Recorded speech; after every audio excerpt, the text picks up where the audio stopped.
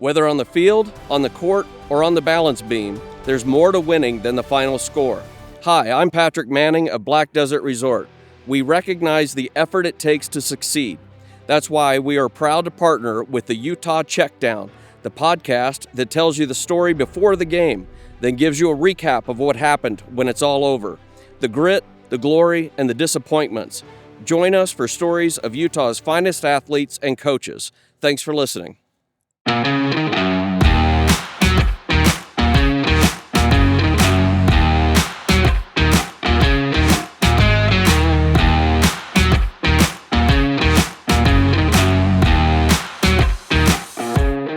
You're listening to the Utah Checkdown podcast.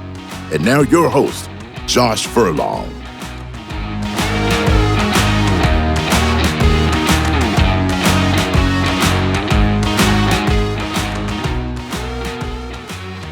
Welcome back to another edition of the Utah Checkdown podcast. I am Josh Furlong. Happy to be back with you today, talking football once again. So let's jump into it, but first let's talk about our sponsors, Black Desert, who are helping with the KSL.com Beyond the Game video series. The videos highlight various athletes and give an inside look into their life. Recently, we talked with former Utah offensive lineman Garrett Bowles about how a second chance at life allowed him to pay it forward to troubled youth. You can check out that video and many others on KSL.com. Black Desert is a new resort destination in St. George that features a championship Tom Weiskopf 19-hole golf course that combines a private club feel with destination resort golf amid lava fields and 360-degree vistas. Black Desert is changing entertainment in southern Utah, and they're just beginning. Black Desert, where remarkable is within reach. Home of the Black Desert Championship PGA Tour. All right, we are back to football. So obviously this last weekend was a great weekend for Utah. You go into Stillwater, Oklahoma, and you get yourself a win, 22-19. Obviously, anybody that saw that game understands that score is not really indicative of how the game played out, but that's the score nonetheless. And I don't think there's really any worry from people about that, right? So when I got home from Stillwater, I was staying in Tulsa, and so it took me about an hour to drive from Stillwater once I was all wrapped up writing my stories and stuff. I drove out to Tulsa and got to my hotel, turned on ESPN because I like to hear what other people are saying about the games that I'm covering and just kind of seeing how it works. And I was surprised to see that a lot of people were taking this game as like this is the game that Utah arrived in, right? Maybe not arrived is not the right word, but this is the game that Utah showed that it can stand toe-to-toe with anybody in the Big 12. And that doesn't come as a surprise to anybody who's listened to this podcast or has been a Utah fan for a long time. Utah obviously believes that they can stand toe-to-toe with any of these teams, and you didn't need to go on the road to Oklahoma State and showcase that. But I still think it was a good test for Utah. We'll jump into a lot of all it is, but I think it's a great opportunity that gave Utah kind of its bearing in the Big 12 and kind of showed what it's all about, right? Especially being able to do it without a few key players and all that stuff. So before that, though, with the win, Utah jumps up to number 10 in the AP Top 25 rankings. They're anywhere as high as I think John Wilner has them at 4. He's the highest AP voter to somewhere around, I think 11 is the lowest, if I remember correctly. At least that's the average of people voting is 11. My personal ballot, I had them at 9, so I'm right there in that range. So this is a team that is considered a top 10 team by many people in the country. Have they fully looked like a top 10 team? I don't know that I have seen that. I think we're still looking more on potential. I think the reality is if you're looking at this team, you see a team that even hasn't fully reached its potential, and they're still doing this, the way that they're doing it, right? It hasn't been pretty all the time, right? Like, the score 22-19, that doesn't look pretty in terms of, style points, and style points don't really matter anymore, so I don't know that matters, but you've got all these things that kind of play into that, and I still think you're getting a lot of people that see this Utah team. They understand what they're all about. They understand that if everything continues to go well for Utah, there's a good shot that they can run the table in the Big 12, right? Obviously, there's some crazy results in the Big 12, and anything can happen, and injuries or whatever that may be. But I think you're getting more, even from a national narrative, that Utah, it doesn't really matter who's going to show up on game day. They're going to find a way to win. And as long as they have that culture that Kyle Whittingham has built, they're going to find a way to do whatever they can to win. I've retweeted a few different things. Scott Van Pelt recently, yesterday is my latest one, about kind of how he was saying that Utah puts teams in a blender, right? They just go out there and do it. I've heard other people on different podcasts and other things say that that Utah, they're just that consistent team that it doesn't matter if Cam Rising doesn't play. It doesn't matter if these other guys don't play. There's going to be this consistent level of play that Utah is always kind of going to be there. So with that said, that doesn't mean that Utah can just continue to do what they're doing right now to get to where they want to be, and meaning the Big 12 title game and into the playoffs. Obviously, this team has to improve, but I don't think that they're that far off, and I don't think that I think a lot of that is just based on kind of how this has been made up and how everything's gone on. So I'm curious to see how this all shakes out, but so far so good from the ranking side of things, which, is an unofficial kind of barometer of how your team is viewed. Utah's doing well, right? You want to be in those rankings. As I've mentioned before, it doesn't really matter where you're ranked per se. It's more a matter of where you are in relation to some of these other teams and other conferences. So, the Big Ten and the SEC are likely going to jockey for the number 1 and number 2 spot. That's just the nature of what it's going to be, and they have the best team. So I don't think that's something that it's like, oh, well, they're going to take it. They legitimately have the best teams in the country right now, right? You've got a Texas team playing great. You've got a Georgia team that's going to play Alabama this week that's doing phenomenal, and we're going to see how these shake out. And there's room for teams to jump up. Ohio State's looking good, but, what are they going to look like when they face their real first test, that kind of stuff. So we'll see. But I think the real jockeying for position is that 3 or 4 seed, who can get the 3 seed between the Big 12 and the ACC. Right now, it's kind of this up and down movement between Utah and Miami. Miami's looking really good with Cam Ward. I think they've done a really good job of unlocking his potential there from what he was at Washington State. This is going to be a fun competition to kind of see it come down to the wire. At the end of the day, if you're in one of those top 4 seeds, you are at least in the playoffs. You made a first round bye. I mean, that's what you're there for. You still got to win your conference, all that kind of stuff. But it's still a good situation, good position to be in for Utah. Beyond that, you want to be as high as you possibly can to make sure that you can get an at-large bid. If Utah gets into, let's say, the top 5, I don't know that that'll happen. It gets pretty crowded up there right now. But if Utah gets into the top 5 and makes it to the Big 12, excuse me, man, I'm really struggling. Big 12 title game, and then happens to lose that game, barring it being some blowout or some situation, there's a good chance that Utah stays within that and gets an at-large bid. So be interesting to see. We're still so far away from that, but always interesting to kind of see how that goes. So enough of that. Let's jump into the game. As I mentioned, Utah comes away with a 22-19 win. That game was 22-3 with 6 minutes left in the game. And anybody that was watching that understands kind of where it was. Brant Keithy gets that touchdown. Isaac Wilson hits him in stride. The defender falls down, and Brant Keithy walks in, which is, I had to watch that on replay because we were making our way down to the field at that time. They always take the media down somewhere between 7 to 10 minutes, or 7 to 5 minutes, going down to the field so we can do our post-game interviews and stuff like that. So we got down to the very end got down to the field, and we were on the end zone opposite of where that throw was made. And from my angle, it looked like it was just this beautiful pass, and Keithy gets it and beats the defender and is right there in the end zone. It took me getting back up to the press box to see that Keithy walked in, which was pretty remarkable. It was kind of funny. Yesterday he said, "What was I going to do? Run in?" He was on the ground, so I just decided to walk. I mean, it's kind of this low key savagery, I guess you could call it, that he just was gonna do whatever he was gonna do, and it's fun. It's part of the game. So anyways, he scores that touchdown, or he gets the touchdown. 6 minutes left in the game. Oklahoma State, they really didn't have any answers at that point. You could sense the shift, not even the shift, but just kind of the continual development of Utah just overwhelming Oklahoma State.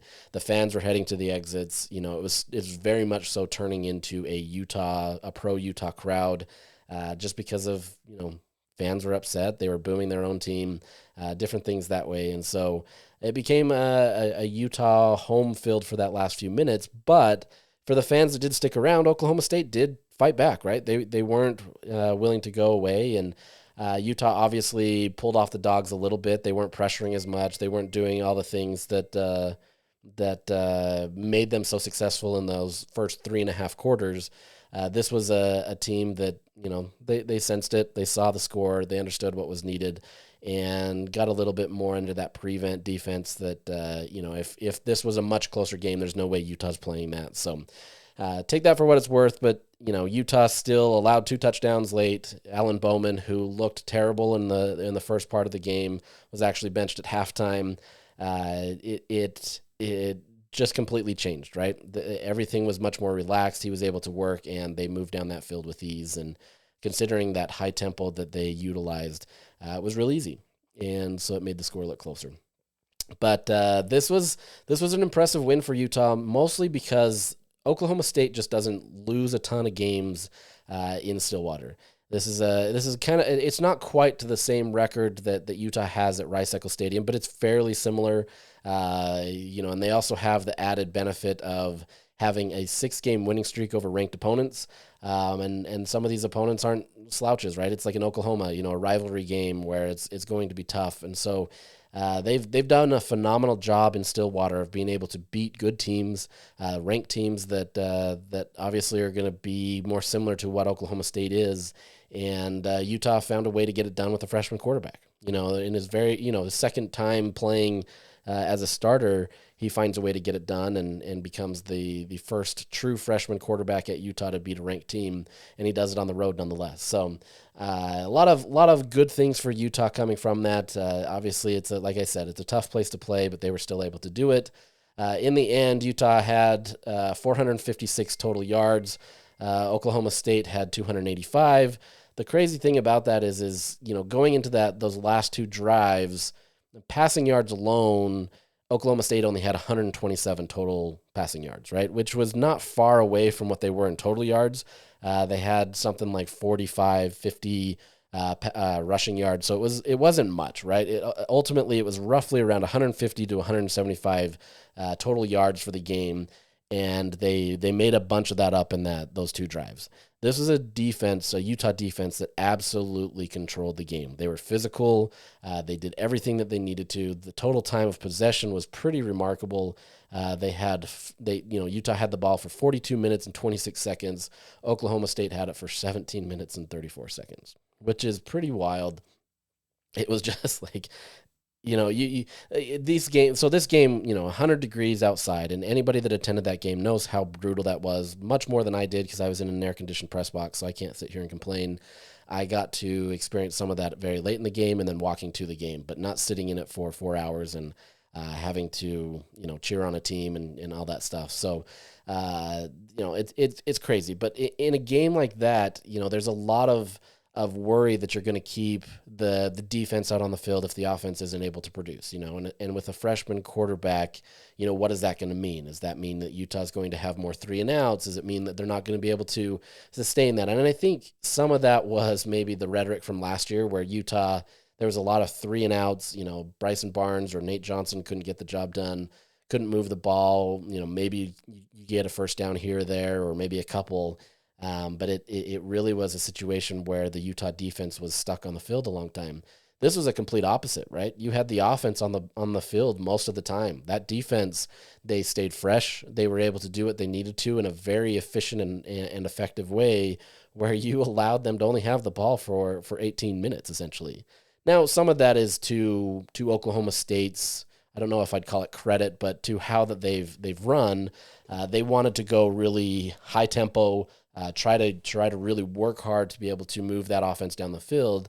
And you saw when it was working how quickly and how dynamic and efficient it can be, because they would be, at the 25-yard line and immediately get down to, the red zone in Utah's territory really quickly. But on the flip side, when it didn't work, and it didn't work most of the time, you're having drives that ended incredibly fast. Their first drive ended in 45 seconds. From that, they had a few drives that were a little bit more sustained, where they were 1 or 2 minutes, generally around 2 minutes. And then in succession, you had a 20-second drive that ended in an interception. So you can't fully say that one, but 20 seconds, another 20 seconds, 42 seconds. Oh, and then they have a 2 minute and 37 minute drive that didn't go anywhere. 54 seconds, 22 seconds, 35 seconds, and then 6 seconds with another interception. And that takes you to where they then eventually got on and got their 2 touchdowns. But this was a team that was trying to move very fast. They had 9 drives under a minute. Their average time of possession was 1 minute and 8 seconds. Utah, conversely, was 2 minutes and 49 seconds. So they did well with the job and did well. But kind of created their own problems in a lot of ways. But this Utah defense did a phenomenal job of being able to lock up Oklahoma State. They found ways to put pressure without fully bringing the house. They were in press coverage and trying to make sure that you could stop those wide receivers that going into this game everybody talked about as being some of the best receivers in the Big 12. And I'm not saying that they're not. You just had a Utah team that did a phenomenal job of the coverage, as well as putting enough pressure on Alan Bowman to make him feel that pressure and make him throw passes that weren't ever going to be completed. There's some throws that he had that I don't know if he was just throwing it up in a prayer. It looked like that from my angle, but he wasn't even close to some of these guys. And if he had a little bit more touch or maybe a little bit more time, maybe we're telling a different story. But they put enough pressure on him, even if it was simulated pressure. It was enough that it forced him into some really bad throws. Going into halftime, he was 8 of 22 for 89 yards and 1 interception. It was enough that Mike Gundy decided to bench him. A little wild decision, in my opinion. Gundy, maybe he acted a little rashly, but at the same time, he was getting boos from the fans. Things weren't going well. You wanted to kind of start something maybe a little bit more fresh and maybe see if you can get going. I'd heard comments from him afterward. I wasn't in his locker room, but I heard comments afterward that, he just wanted to give him a break and kind of get a reset. And, maybe there's some truth to that. I just think at the end of the day, Bowman just stunk. Like, point blank, he just wasn't good, and they needed something different. The problem is they didn't have anybody different that was going to be better, right? You had Garrett Rangel, who ended up being 3 of 11 for 31 yards. Nothing really great there. Utah it didn't matter what you threw at them. They were going to stop it. Yes, Bowman finishes, much better. He ended up with 206 yards and 2 touchdowns, and we've explained that one, and not taking away from that, obviously, he looked like a much better quarterback there, and I think maybe if they would have stayed with him going into halftime, maybe things change, right? Maybe you get more of a resurgence, but I don't know those conversations. Maybe in the locker room it was just another down motion from Bowman, and they felt like they had to do something. Whatever. The reality is that Utah found ways to pressure him enough that put him into mistakes. At the end of the day, Utah only had 1 sack, and now that doesn't sound like a ton considering what Utah has done this year, but Oklahoma State hasn't allowed a sack all year, and so you got 1 sack. It came in the second half. It was a good situation. They got 3 TFLs, but it really wasn't one of those things where there was a ton of action behind the line of scrimmage in terms of all these things you can look at. Oh, they hit him like 90 times or whatever. I mean, like, they were pressuring, so don't get me wrong, but this was a situation where they just did their job. They didn't have to get too fancy, and they made Bowman really struggle. So kind of cool to see there. Beyond that, obviously, Ollie Gordon, the big talk coming into the game was that Ollie Gordon was, going to be this dynamic rusher, and he is. So I'm not trying to take away from that. But there's clearly something plaguing him. He's not 100%. You can kind of see that. They haven't been fully forthcoming with that, at least that I haven't heard, or maybe teams are just playing him better. Personally, I think Utah did a good job of playing him, limiting what he was able to do. He had, I think, one long run. I think he was in the Wildcat, and it was for like 11 or 14 yards, and so worked well for him there. But outside of that, he really didn't do anything. He had, 48 or 42 yards on 11 carries. He only averaged 3.8 yards for the game. Had a mediocre grade from Pro Football Focus. It just wasn't a good day for him. And this is the third straight game where he's only averaged about 40, or he's been at about 42 yards. The first game of the season, he broke the 100-yard barrier. But this is not the same player that we saw last year that won the Doak Campbell Award and was this dynamic running back that rushed for a ton of yards. Maybe he picks it up. Kyle Whittingham kind of joked, I'm glad he saved it for another week so that he could go off on that later. The reality is that Utah schemed it well. They did everything they needed to be able to make sure that they could stop him. The DBs were doing a good job where you didn't have to over pursue, right, and get too creative. Not creative, but try to put a lot more pressure on them. This became a situation where Utah did its job on both ends. Up, in the run game where they stopped the runs, they were also able to have that great coverage, that tight coverage in the secondary where they were able to keep plays from being these big plays with Brennan Presley or something. It worked out very well for Utah in all facets of the game, and I think that more than anything is probably the highlight of what this Utah team is. Yes, Utah's defense has always been pretty crazy, but the fact that you're getting these guys that are new in the system and they are embracing it and thriving shows where this defense is improving, especially in the secondary, where if you can continue to see that development, there's not a lot that you can do to beat Utah. Not saying that you can't, right? Like, obviously, Utah can be beat. There's certain things that they still need to clean up, and tackling becomes an issue. I think Kyle said that they had 15 missed tackles, which is clearly far too many. But you've got a secondary that is doing a great job. You've got Alakai Gilman, the safety. He made some phenomenal plays. There was one play where they were trying to operate in a bubble screen situation. He kind of had a delayed motion to be able to kind of get in. And the way that he timed it was perfect where there was nobody there to block him. And so he was able to blow up the screen incredibly fast. It worked so effectively that was something that you have to know that was on tape, right? He did exactly what he needed to. He didn't get bogged down by some defender who was trying to, stop that and allow the screen to go for a ton of yards. He blew it up behind the line of scrimmage, and he knew exactly what that play was going to be. So you're seeing a guy that's starting to develop more into that. And he was great at Stanford, but I think you're getting him more comfortable in Utah's system. He actually graded out as the highest player in PFF for Utah on the defensive side, had an 84.9 grade. His coverage grade was a pretty impressive 90.6. But even more impressive than that is his NFL passer rating. To me, this is kind of what you look at for these DBs, more so than tackles. Tackles get thrown around for DBs for some reason. I don't understand what it is. You want to be able to have a low passer rating, and he had a 16.7. Even if you didn't know what that scale is, 1 through a million, 1 through 100, whatever, 16.7 clearly sounds like it's not great, and it wasn't, right? Like, throwing in his direction, it just didn't happen. He found ways to be able to stop it. It didn't work, and he did a great job with that. More impressive than that, though, at least in an NFL passer rating, was Elijah Scooby Davis. Obviously, he's the guy that stepped in when Kenan Johnson went down and got that starter minutes role. He's kind of splitting it with Cam Calhoun. The two of them are really kind of doing it as a two-man job in terms of tag teaming that. But he comes in and he had an 8.3 NFL passer rating. You just didn't get a ball on him. And if I remember right, he also had another interception this game and did a great job. You're starting to see improvement. He's one of the standouts, in my opinion, of that defense of what he was able to do. He's not going to probably get a lot of the praise from that, but I think you're seeing a guy that's starting to develop. He's starting to understand what it is.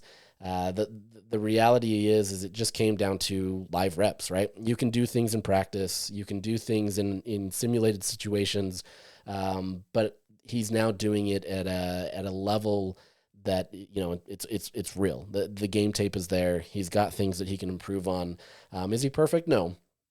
Just like a lot of the secondary.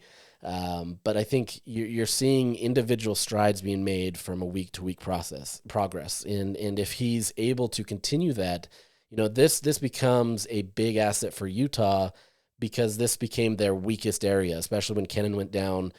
Kyle Whittingham said he wasn't too worried about it. Maybe if you talk to Sharif Shah, he was a little bit more worried, mostly because the experience value. But you're finding a guy that is coming in there, he's putting in the work, he understands that it's his moment to shine, and if he doesn't live up to that, he's going to get passed over by somebody else, and he's living up to that. And that's exactly what you want to see. That's a great opportunity for Utah. If you can get all three phases of this defense hitting, at a high level, there's not much you can do in the Big 12 against Utah. There's going to be some teams that are going to test Utah, right? But at the same time, these aren't the same type of teams that Utah has seen in the Pac-12, where you had the Caleb Williams, the Michael Penix Juniors, where a lot of it was very air raidish type systems, where they were just passing nonstop, and Utah had ways to stop that. This is becoming a little bit more different, and Utah's finding unique wrinkles in these types of offenses, but they're doing well. And if they can continue to do that, especially with a Karene Reed out, who is kind of that quarterback of the defense, where he's able to just kind of add that communication. You've heard what I've said about that. That only bodes so well for Utah, and it's a great situation for them. And so, kudos to that defense. They're the true winners of the game, right? Obviously, Utah's offense had to be effective in there, and Isaac Wilson is going to get credit for that game, and for good reason. But the real story of that game is that defense. The defense did a phenomenal job of limiting what Oklahoma State was able to do. Yes, the score looks closer, but at the end of the day, this was one of the best performances from a Utah defense that I've seen in some time, and it honestly can be better, and which is crazy. You get Connor O'Toole back on the field. What does that do? You get Karene Reed back on the field, which it's not sounding like he's going to be back anytime soon. I don't know what that timeline looks like. It's not season ending, but you hope to get him back on the field. At the end of the day, though, you're continually getting more guys, younger guys, less experienced guys in the system, and you're just adding more to your depth, right? If anything can be kind of a positive from last year is you got a lot of guys reps, and you're getting some of that now, not to that same level, but you're getting some guys reps now, and kudos to that defense for what they're able to do. So transitioning to the offensive side of the ball, Isaac Wilson is obviously, like I said, he's going to be the name that everybody is talking about from that game, and for good reason, right? Like, you have a freshman quarterback that, even in a defensive performance that Utah had, you still have to move the ball. And, Utah wasn't perfect on offense. They left a lot of points on the board, and I haven't gone through to calculate, what I estimated could be the points on board. Just suffice it to say that it was a fair amount, and at least 10, right? And I think that's an accurate portrayal of that. And that game is a completely different game if Utah's up 32. 32 is a weird score for football. Let's just not do that. 35. Let's say you go 35 or even 31. That's probably a more natural score with field goals and stuff. This becomes much more of a demoralizing loss for Oklahoma State, right? Do they make that rally at the end? Do they even want to try? Who knows? So it all goes into that, and that's something that this offense is going to have to learn, especially if Isaac is going to continue to play more. But just starting with that. So Cam Rising, this was frustrating. All week, Cam Rising, at least the first 2 days of the week, he was taking all the practice reps. He was the guy, right? He was getting all that. Throughout the week, they were as normal, especially, Wednesday, Thursday, you're giving a little bit more to Isaac just to give him some reps. But it started shifting to that as Cam was taking out stitches and getting, improving from his hand injury, or taking the next steps, I should say, that they felt like they needed to get Isaac more reps. And he ended up taking the majority of the reps, if not all the reps, for the remainder of the week, indicating that he's probably going to be the guy. But at the same time, everything that I'd heard from, credible people and everything is that it was going to be Cam that was going to give it a go. Now, that doesn't mean that Cam was going to stay in the game. The indications that I were given is that Cam was going to give it a go, see what he can do. Yes, it was a game time decision. They were going to throw him out there and see what happened. Even, down to the time that he had been on the field and thrown, the indication was still that he was the expected starter. That doesn't mean that he was going to be the starter, but he was the expected starter. So, that's kind of how it all shook out. And I understand how frustrating that is because I was just as frustrated. If you followed me on Twitter, you understand how frustrated I was because it's just a game that you spend a whole week trying to figure out this, and it didn't go your way. And, I wasn't alone. There were several other media members that were in a similar situation, and that's just the nature of this business. We do our best to give you the information that we can, but at the end of the day, it comes down to whatever the team is going to do, right? And Kyle Whittingham explained this a little bit after the game and said that Cam just didn't have the velocity. He at least explained that part on it on Monday, saying he didn't have the velocity or the zip, as he called it, in his throwing motions. And you could see that, right? I tweeted that you could see that Cam could make the throws. He can do it, but he looked a little slower. He wasn't able to kind of have that immediate quick release and getting there. It was a situation where, I don't know anything, but for me, you could play him, but you're opening yourself up to far more risk in the sense that, he's going to have a slower release. Is that going to make him, second guess some of the things that he's doing? It just became apparent for Utah, especially that Isaac Wilson was going to be your best fit. And I don't know, I don't know those internal conversations in terms of how worried they were with that. Yes, Isaac Wilson just won on the road at Utah State, but it's a far different situation going up against a team that's ranked in a hostile environment for all those reasons that I mentioned previously with their, you've beat ranked teams in a consistent streak. You just don't lose at home, those types of things. And, they still turned it over to Isaac, which one shows their trust in him. And in some respects, if you feel like you have no other option, you have to. I get that. But it shows their level of trust in him and what they were able to do. They didn't fully, shy away from allowing him to make plays. It's not like they said, we're just going to run the ball 900 times and maybe, Isaac, you can go throw the ball 5 times. They put him in situations where, he was expected to develop, and you're starting to see that development from him. He said that he learned minutes before kickoff that he was playing. I mean, I think you have a sneaking suspicion and you're going to do it. And, in the previous weeks and in all of our media interviews that he's had with us, he talks about how he has to stay ready and be ready for those moments. And so I think you're seeing a different level of preparation from him than even beginning in the season where you're expected to be the backup, and when you get thrown in, you're either in garbage minutes or you're in for a few reps to help a guy who's coming out for the game or whatever.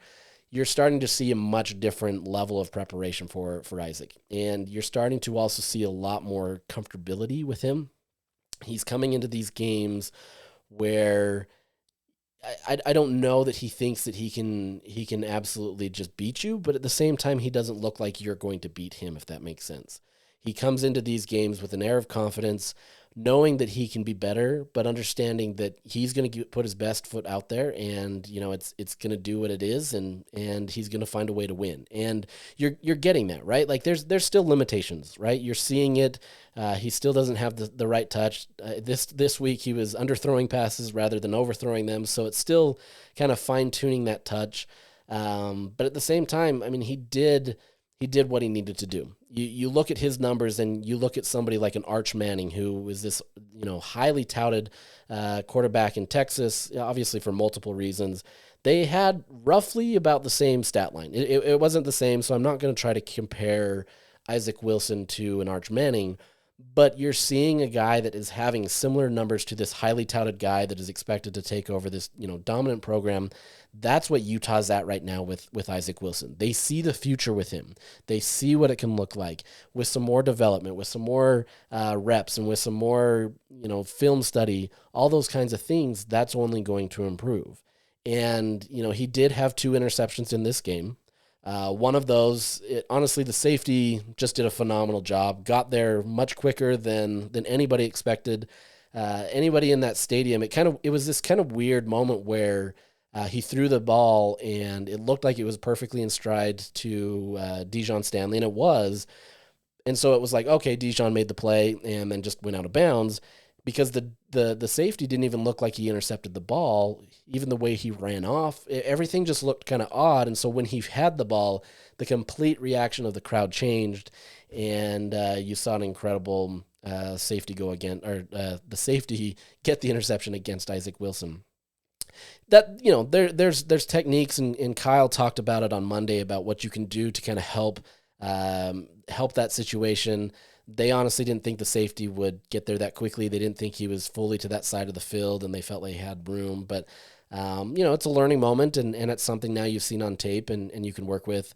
The second one, he was being pressured from the blind side, if I remember correctly, just threw a bad pass. It happens. It was one of those where those ones are probably more of your freshman mistakes, but not one that really is giving anybody heartburn. And I understand it didn't do anything in the game. Had Oklahoma State gone down and gotten a touchdown or something like that, sure, maybe there's some worry. But Utah feels very confident in what they've got, that they feel like even if Isaac makes these, quote-unquote freshman mistakes or has these issues, they've got a defense that is going to stop them in whatever they need to do. And what a luxury that is to be able to have that kind of situation where you can come in and say, okay, for however long Isaac is going to be the starter, we've got a great system where we can let him work out his mistakes while still understanding that we've got a defense that's going to do everything we need to. So you're seeing much more calm and collected Kyle Whittingham in relation to a freshman quarterback. In years past, they're throwing up mistakes or having some problems, and there's a little bit more worry and maybe a little bit more concern. Maybe not concern. I don't want to put that in there because I don't think Kyle ever had mentioned that, especially with like a Tyler Huntley or something like that. But I think it's more just, right now he feels like they're in a spot where they can be comfortable. You're not having to worry about a USC. You're not worrying about an Oregon. But to that same degree, you did this against an Oklahoma State on the road, and there still didn't seem to be a worry. Now, put him on the field, and maybe it's a different question. But, he seems very, very different about how he's handling Isaac, and it's kind of been interesting to watch. But still a true freshman, still coming in there, trying to do what he needs to get this Utah team to win. He has to be better, especially if he wants to remain the starter. Not that he's going to lose his job. That's not what I'm saying. But if he wants to continue to maintain his job as a starter, he's got to continue to improve, and you're going to get these opportunities where as a freshman you can make some of these mistakes. But at the end of the day, like, he's already further along than many quarterbacks that we've seen. His pocket presence is great. He's not afraid to stay in there, even though he knows he might take a hit. He's not, panicking. He's going through his checkdowns, and there's still some development there, and diagnosing the defense and kind of how they're setting up and kind of where you can see it and kind of projecting what they're going to do. Those types of things are going to come, and he's getting in the film room a ton to do that. So, you're going to get that. At the end of the day, this continues to be reps. But there was an interesting thing that I found. I think it was a CBS guy, I'm blanking right now on who tweeted this out, but it said that Utah was one of the, I think it was the fifth highest most, or I don't even know how to say that, the fifth team that has seen the most stacked boxes. There you go. They have seen a ton of stacked boxes. These defenses are coming out and they're trying to put a ton of pressure on Utah, and yet Isaac is still able to do it in that situation. To me, that becomes, a much better indication of who he is as a quarterback. You're going to look at his stat line, 17 of 29, 207 yards, 1 touchdown, 2 interceptions, yada, yada, yada. And that's great. Like, it's a great stat line, and you'd be happy to have that, especially with a win against a ranked team. But I think it's more the fact that he's able to do that with a stacked box. Number 9, Trey Rucker on Oklahoma State, and he was everywhere for them. He was, just blowing up everything that Utah wanted to do. And Isaac and Mekhi Bernard, and I'll talk about him in a second, they were finding ways to just get away from him as much as possible, but he found his way everywhere. If not for Rucker, I think this is a completely different game. And Rucker was the highest graded defender on the team at the 91.3. It was just an incredible performance. But he was a guy that was a big disruptor of what Utah wanted to do. Had he not been there, I think this team, is far more efficient. Now, it's easy to say that as like, well, if this one player wasn't here, yeah, I get that. But you see like how close Utah was to being a much better team. You also see how much closer that if they had their starting D end, how much harder it could be. I get that. It's both sides of that coin. But you're seeing that they were still managing to be able to do that with a stacked box. That offensive line handled it very well.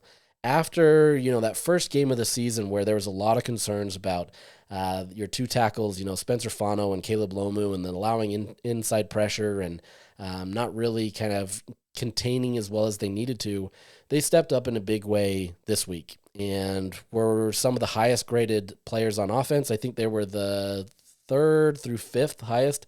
Spencer Fano, Jaron Kump, and Caleb Lomu. They did a great job of being able to protect. They're a big reason why Isaac can remain composed in that pocket. He's not running for his life because he's got the guys up front that have been absolutely instrumental in doing what they need to. And, that's not to take away from a Michael Mokofisi or a Tanoa Koiai. This is an entire offensive unit that was doing very well and is probably one of the best that it's been all season. You have to think that this continued to be a good sign for Utah, especially with an Oklahoma State defense that was going to, be a little bit more challenging than some of these other teams in the conference. And there's other ones out there that'll be better, probably Iowa State. But for the most part, that's on par with what Utah is going to face. And so if you're seeing a team or an offensive line do that against a team like that, that generally is going to bode well. Once again, it's a week-to-week thing. I talked to Spencer Fano yesterday about it. He takes a lot of pride in that. He understood he wasn't where he needed to be after that first week, and he's absolutely improved to get to where he needs to. That's the same with a lot of these other guys. So at the end of the day, this was a good offensive showing from that side. The offensive line has to start in the trenches. You've got to be physical. If you're going to continue to see these stacked boxes, you have to continue to maintain it and do what you need to, and they're doing their job. And then Isaac has to continue to make that progress. He's expected to be the starter this week. I don't think I'm breaking any news here based on how things have developed, but we can get more into that this week as we talk about Arizona on Thursday. But more offensive players. Mekhi Bernard honestly had his coming out party. I know we've had some of these to some extent with him, but I feel like this was the game where he started to separate himself as kind of Utah's RB1. Now, there's a little caveat there. Utah isn't fully investing in him as an RB1, at least right now. Kyle says he's still kind of a 20 to 25 carry type player. Some of that is they want to preserve him and keep him healthy through the rest of the season. It's also just kind of where he is. That's what they see. They want to make sure that he's getting enough touches to make an impact in the game, but that they're not overusing him to the point where Utah has nobody after that, right?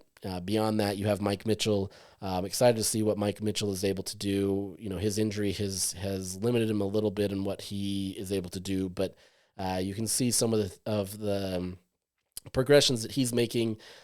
Still a freshman. It's a redshirt freshman, but he's still getting some good reps out there and will get better. But you're seeing a Mekhi Bernard who is finally taking hold of this team and really kind of owning the moment, right? And he's very confident in his abilities, but he understands that it's taken a ton of work to get here, and now he's kind of finally seeing the fruits of that and being able to get to where he needs to be. But he finishes with 25 carries, so right at that max line that Kyle Whittingham would like, for 182 yards, 7.3 yards per average. Once again, that number, if you can get 7 yards per carry, that's going to do great things for Utah, and that's exactly what they would love to have. People love to point out, well, he had a 62-yard run. Yeah, but he's done that in back-to-back weeks. He's continually finding ways to do this. That's what you want as your running back. You're not asking him, once again, to take a knee once he just gets to 7 yards. You're asking him to do as much as he possibly can. So I have to say that 62-yard run, beyond the 3, 4, 5 broken tackles that he had, it was pretty remarkable to see that little stutter step as he, sees that guy on the ground and sends him to his grave, essentially, and just, hauls down that sideline. It was you're seeing a little bit more of the dynamic nature of who Mackay can be, especially when you get him in space. But he has bulked up. He's added some size to him. He's finding ways to get out of those tackles, whether it be through spins or whether it be through physicality. This week was the spins and some other stuff. Last week was his stiff arms against Utah State. This is a running back that is really kind of coming into his own and still young. When he joined Utah, he was 17. He was young, so he's not that old coming into this, and he's Utah's best option right now in the run game. He also recognizes that there's things that he can improve on. He actually apologized at the end of the press conference on Saturday, saying that his 2 fumbles he obviously needs to clean up, and that's on him. He had one that was that was close. It was almost a catch, but or they called it a catch, and which led to a fumble. It was close, but he understands that, and then he understands that he missed a pickup on a blitz. That was the one that Isaac threw his second interception. He feels like if he would have picked that up, Isaac would have had a better opportunity to not make that play. And maybe Isaac still throws it. I don't know. But you're seeing these guys kind of tag team each other, right? They understand that each is vital to be able to have success on the team. They all talk about do your 1/11th. That's exactly true, and you're seeing that more, and you're seeing some camaraderie with these players where they're feeding off each other. I pointed out to another member of the media on Saturday that the press conference on Saturday just felt like a bunch of guys that were best friends hanging out, talking about the game. They're really loose, they're comfortable, they're happy with each other, they feed off each other, and you're seeing a team that understands that it can beat anybody. Now, once again, that all has to show up on the field, and you can't get too high on yourself, but this is a team that definitely feels like they can go through this Big 12 and do some damage. Outside of that, Dorian Singer, man, what an incredible performance from him. 7 catches, 95 yards. He had 49 yards after catch. Was the highest graded player on offense. He was everything for Isaac Wilson. Everything that they wanted to do, he was able to be there, including a one-handed grab on his helmet.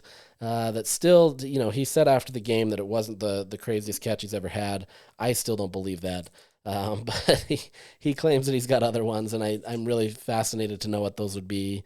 But he's really starting to develop as Utah's top wide receiver. He's talking a lot of that smack to the DBs. He's going in there, he's getting up, and he's emotionally charged. That's what you want to see from these guys. You want to see that emotion. You want to see that swagger, so to speak, and you're getting that out of him.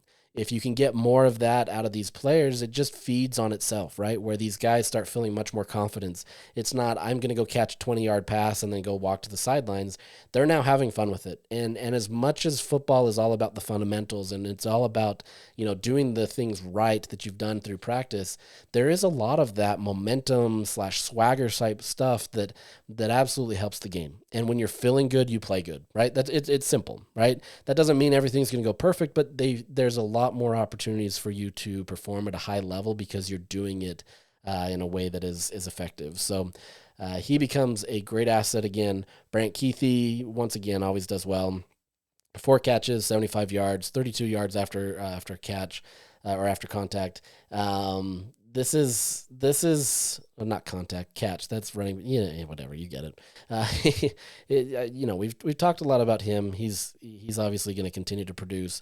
This was a game though that was probably the lowest number of receivers that have been hit. 5 receivers were targeted, and so you still want to see Isaac spread the ball around a little bit. But if you can have effective days like from Dorian Singer, Brant Keithy, Money Parks, things are going to be fine, right? So you're doing well. You've got a lot of assets, a lot of weapons to throw to, and things are going well. You've got Isaac, who's willing to take it on 3rd and 4th downs and make plays with his body, had a few breakaway runs. There's a couple of plays. I thought early on when I think Utah went for it for the first time on 4th down inside the red zone, and he scrambled to pick up the 4th down. That absolutely changed the tone of the game for Utah as well. I think when you see a quarterback that's willing to make plays like that, and, we've seen with Cam, you can't be reckless with it, but when you see a quarterback that's willing to make the plays for the team, it just it fires them up, right? Like it gives them some confidence and some trust in you, and they play harder for you because they see that you're willing to fight for it as well. So a lot of good things from this game. Once again, I'm hoping to get a special guest that will be joining me. We just haven't been able to connect with his schedule for football. He is a football player. It just hasn't been able to work based on kind of how the schedule is shaped up yet. So I'm hoping to get him out here and we can chat and kind of get his personality and takes on the game. But we'll get there. So in the meantime, you're stuck with me. I'm sorry. Kudos to you for sticking with me if you listen this whole time. So happy to chat about these things. We're going to continue to develop these and talk more as the season progresses with all these games. But we'll talk on Thursday about the preview of Arizona game, and there's some fun stuff there. So with that, I'm going to sign off today, and we will chat later this week. Have a great one as we gear up for Utah in dark mode against Arizona.